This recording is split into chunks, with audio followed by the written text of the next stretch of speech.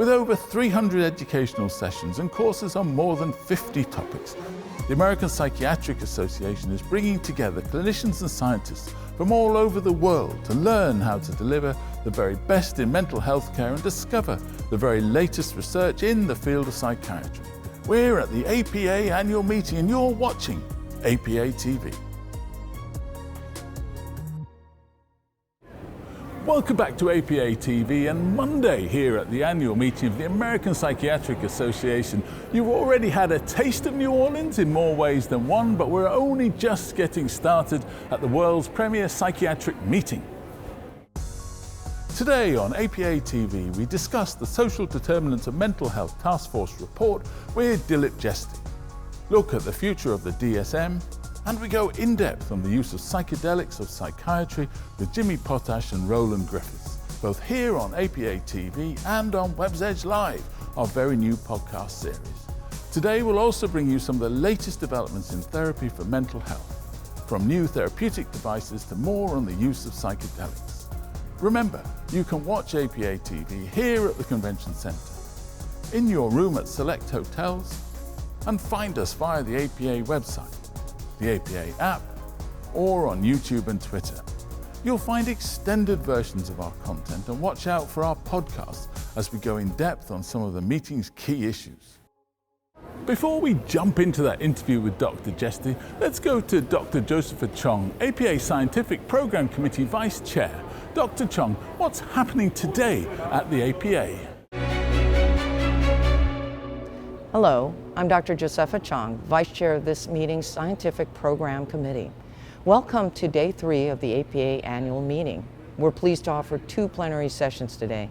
Don't miss this morning's plenary at 8 a.m. featuring a fireside chat by triple-boarded certified psychiatrist Dr. Sarah Vincent and Harvard economist Dr. Peter Blair. The 2 of them will discuss bringing an interdisciplinary lens to social determinants of mental health. Then at 6 tonight, we'll enjoy the convocation of distinguished fellows. After the traditional ceremony, we are very pleased to welcome broadcaster and philanthropist Soledad O'Brien for a chat with APA Board of Trustees member Dr. Felix Torres. Finally, make sure you visit our poster hall from noon till 4 p.m. for some fascinating emerging research. Thanks, Dr. Cheong. Very soon, our interview with Dilp Jeste, but first to a company providing personalised therapies for shorter treatments and higher emission rates. It's HMNC Brain Health. With the precision psychiatry approach, HMNC Brain Health combines the development of machine learning-enabled companion diagnostics with specific therapeutics to personalize the treatment of neuropsychiatric disorders with a focus on depression. Ultimate mission is to improve the lives of patients by developing highly disruptive solutions for their high unmet medical need. And the current one-size-fits-all approach is not working. A pharmacogenetic test capturing the personal dynamic of antidepressant blood-brain barrier crossing is required to predict the response to treatments and tailor therapies accordingly. We will be able to limit the use of a certain medicine to a smaller group of patients, but where we expect substantial efficacy. And with time, we should also expect more and more subpopulations to be identified and treated with specific interventions, so we eventually will achieve our goal of true precision psychiatry.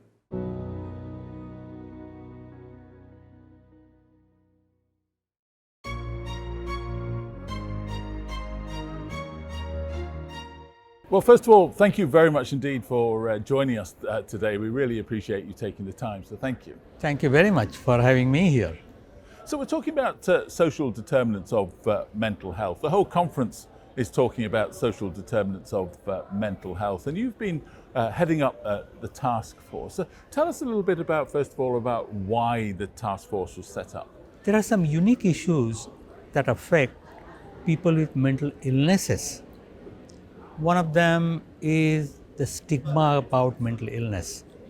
And because of that stigma, people don't get good mental health care. Second fact, more of psychiatric patients in the US today are in jails and prisons than in hospitals. What an embarrassing fact. And another factor that is unique is that people with serious mental illnesses like schizophrenia die young. They die 15 to 20 years earlier than the general population. And what have you found out? What are the major findings of your task force?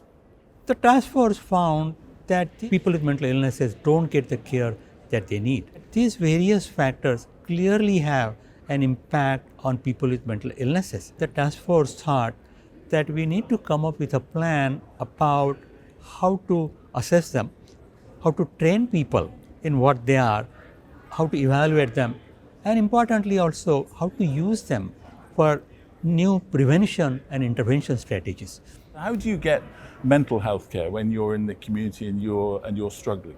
It depends on what community we are talking about. Communities, they are more affluent, more highly educated people coming from the majority community, they often get much better mental health care than people who are suffering because of structured racism, as well as poverty, low education, low socioeconomic status. Those are the facts that really affect the mental health care and mental health care equity. This is just the beginning. I think the system of mental health care today is really broken in the US. That needs to change. Obviously, it is not going to change overnight, but we need to make a beginning. Thank you ever so much indeed for joining us today. Really fascinating to talk to you, and thank you for your time. Thank you.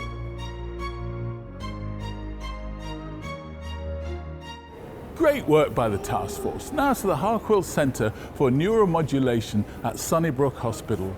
Researchers there are investigating minimal and non-invasive technologies to target the pathways in the brain causing the most common brain disorders from Alzheimer's to OCD. What makes Sunnybrook's Harquail Centre for Neuromodulation unique is that we're really Canada's and really one of North America's sole one-stop shop neuromodulation centres in psychiatry. We primarily have three areas of focus. The first is excellence in clinical care. So we're interested in treating patients with the highest possible standard of care. And we're particularly interested in those patients who are treatment refractory. So whether they have treatment refractory depression or anxiety, those are the patients for whom we want to deliver the best possible care. The second focus is really research and innovation, so developing the next generation of therapeutics, whether it's through clinical trials or technology development. Where is the field headed and how can we get there as fast as possible? And the final focus is really public outreach and education and teaching. So here we're talking about reducing the stigma of mental illness and training the next generation of clinicians and researchers who have an interest in neuromodulation.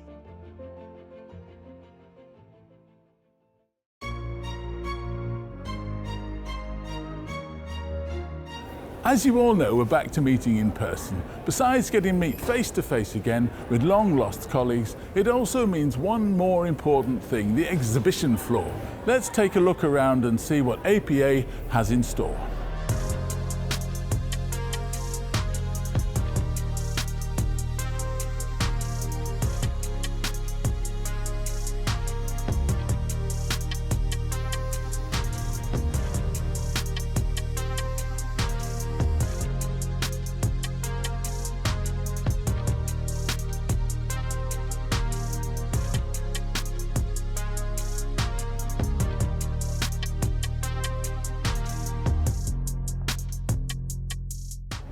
Now, a company with a device that aims to help achieve a state resembling meditation using only a headset. Sauna Health began with the aim to relieve pain, but aim to do much more. There really is a need for something that's efficacious, that's easily accessible to really target anxiety, depression, improving sleep, and also improving pain tolerance. So the Sauna device is a new tool in the toolkit of mental health professionals. What it is an audio-visual neuromodulation. So someone puts it on and they're getting pulses of light through closed eyes and pulses of sound, and that's then generating essentially a relaxation effect on demand. The preliminary data, again, is very impressive in showing significant improvement in depression, anxiety, sleep quality, and pain. And it's one of the largest trials that I know of in this patient population. My anxiety has dropped almost 90%, I'd say. I used to be prescribed Xanax monthly, and I think I've had my last 2 containers of Xanax for the last 6 months. So this really is personalized medicine that we are making, which will be improving for each person with every single use.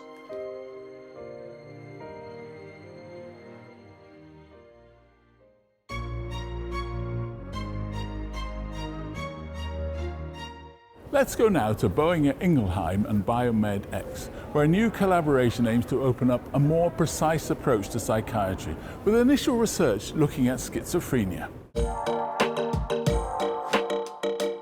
Our research focuses on one of the clinical findings of schizophrenia patients.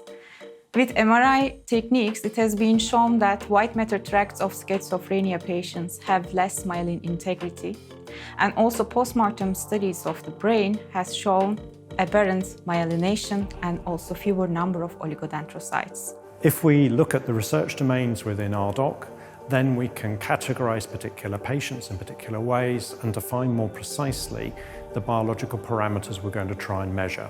If we can measure those biological parameters in patients and show correlations between those parameters so that we land up with a new transdiagnostic framework where the biology across patients is similar, that gives us the opportunity to develop new hypotheses quickly and effectively. Myelination deficits are also observed in other psychiatric diseases such as bipolar disorder and major depressive disorder. New technology is emerging which enables us to address those circuits and symptoms in the human much more effectively.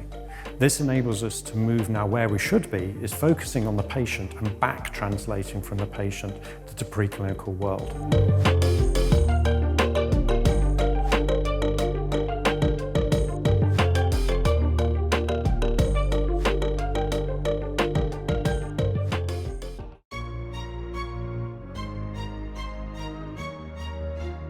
The American Psychiatric Association's DSM has been fundamental to the application of psychiatry all over the world, but it's not easy staying up to date with changes in our understanding of the mind and how to treat it. Here to discuss how the APA is staying up to date, I'm joined by Nitin Gogtay and Diana Clarke. Welcome. Thank you both very much indeed for joining us this morning. We really appreciate it, so thank you. You're welcome. Just take me back a little bit. What is the practical use of DSM?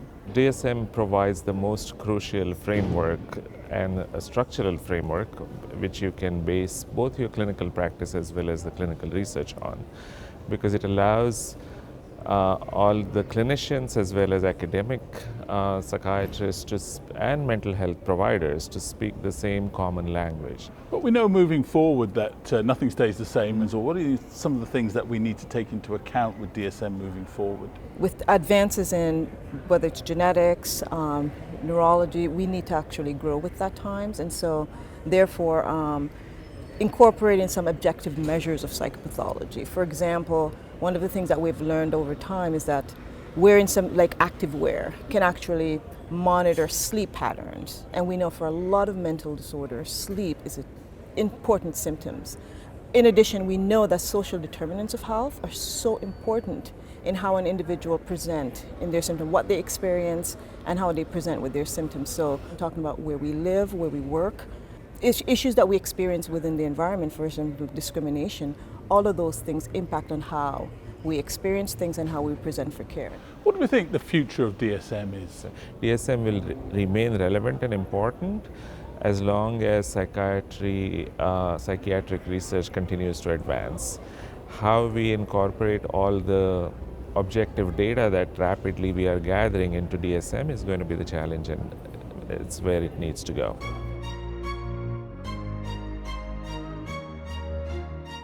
Coming up soon, our in-depth interview looking at the very latest in psychedelics research. But first to a research group looking at the impact of psychedelic psychotherapy on trauma. It's the Icahn School of Medicine at Mount Sinai.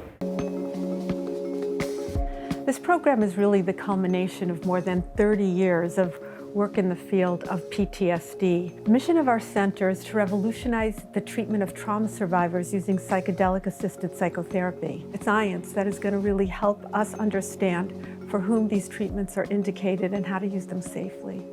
We have accomplished the first randomized clinical trial of MDMA-assisted therapy in a VA setting. My experience treating that first veteran was like watching therapy happen at warp speed. This center is the best place to train for me because it's the only psychedelic center where neuroscience and psychotherapy come together to study and treat trauma. We can't afford to not look under every stone and do our due diligence. And if this is a therapy that can potentially help people, we're all about it here at the Icahn School of Medicine at Mount Sinai.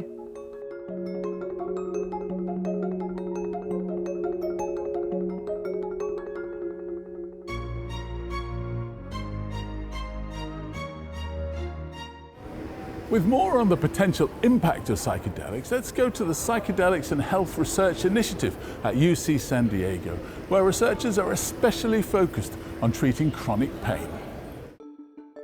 The Psychedelics and Health Research Initiative at UCSD has 4 primary aims. The first is therapeutics. Can we demonstrate efficacy with a variety of disorders, looking specifically at pain?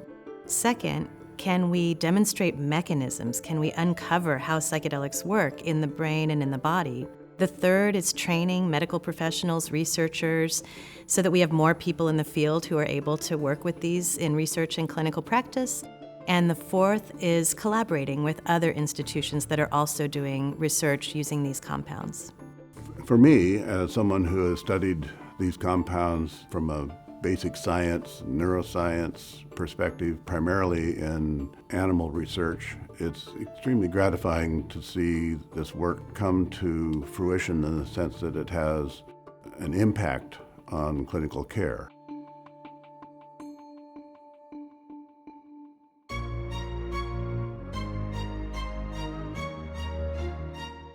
Now time for our feature interview for the day. And remember, you can catch the significantly extended version of this conversation on the Web's Edge Live podcast.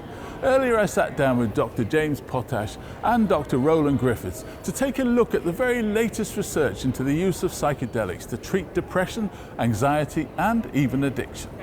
Thank you very much indeed for joining us today. Greatly appreciated. Thank you very much. It's a pleasure. Yeah.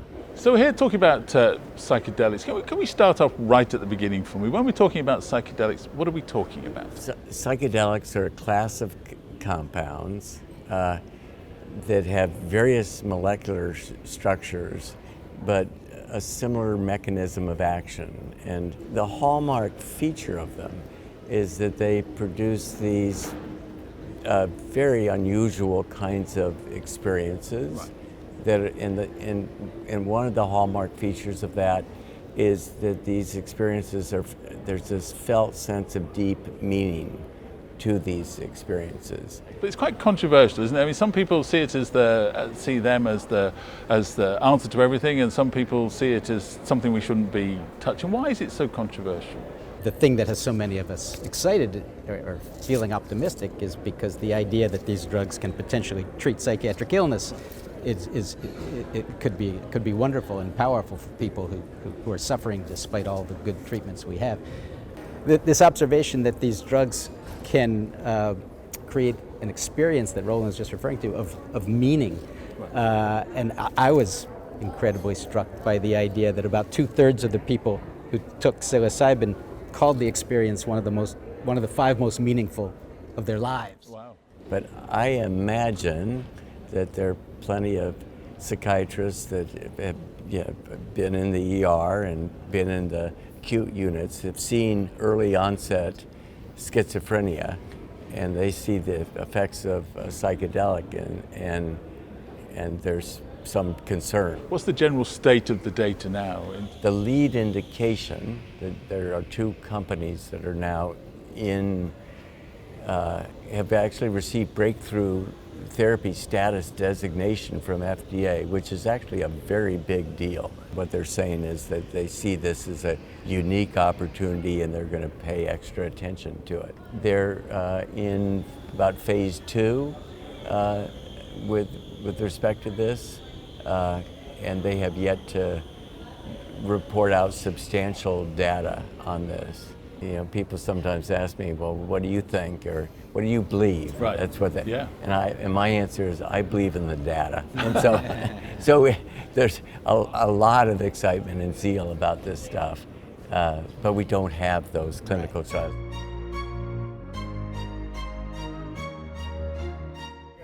Fascinating insights there in a growing field of research. Make sure to listen to our extended version of that conversation through the Web's Edge Live podcast, available via the APA website and wherever you listen to podcasts. That's it for today. Please come back tomorrow to discover much more from the world of psychiatry. We look at mentorship for underrepresented trainees, the ideal crisis system, and look at technology addiction in our next podcast.